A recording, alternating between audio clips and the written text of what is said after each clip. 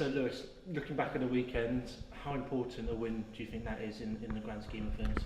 Yeah, it's a massive 3 points.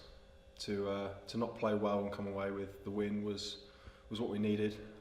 We haven't come from behind yet since I've been here, so it's nice to get the sort of the motivation and the boys being able to, if we do go a goal down, to come back from that. So that's positive, but it's a big 3 points because games went in our favour as well. So we're still in the playoffs and we're looking forward to Saturday. How did it feel from your end of the pitch during the game? Did it feel like the momentum was swinging at some point, or did it feel like you were battening down the hatches and hoping to catch them on the break?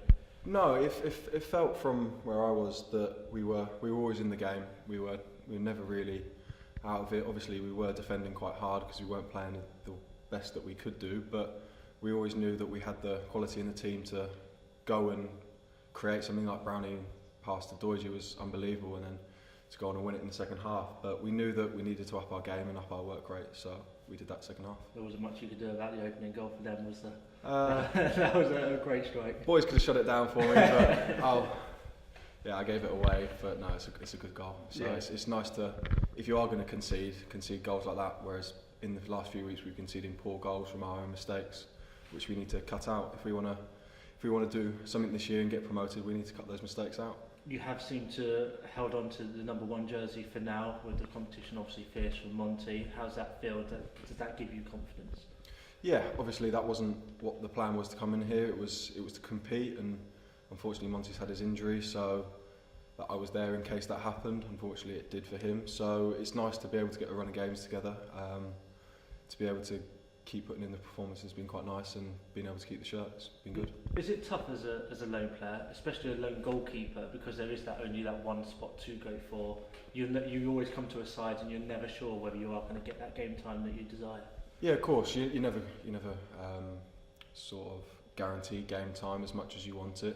You have to, obviously, when you get your chance, take it, and it's always at someone else's expense for a goalkeeper. Obviously only one can play, but you've always got to be ready when you are able to play, and I think Monty will be ready if I get injured or if he's starting. So obviously we just have to wait till Saturday to see who's back in goal, and hopefully it'll be me.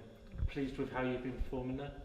Yeah, I feel like I've added a bit to the team when I've been in there, made a few saves, and it's been difficult to learn how the style of play we play here under the manager, but that for me is obviously why I'm here. I'm here to learn new styles, because other places I've been told to just crash it as far as I can, whereas here I've been told to play out. So it's nice to learn and adapt to new systems and new formations, new ways of playing, so it's been good. That's only going to make you better in the long run, isn't it, having those different strings to your bow? Yeah, exactly, and it's a cliche all the time, but having those different strings is crucial as a goalkeeper. You can't just make saves anymore, which is unfortunate.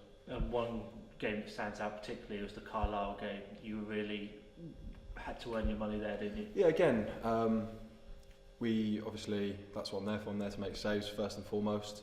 If you don't make saves, you're going to lose games. So I was able to make a fair few, and again, it's just unfortunate that it was down to a mistake that we didn't win the game. So we need to make sure we cut out those mistakes well and truly for the next 5 games. They say 5 games to go though, well and truly in the playoff places right at the moment. How's it feeling? How's the team approach those final 5 games? Yeah, we're positive.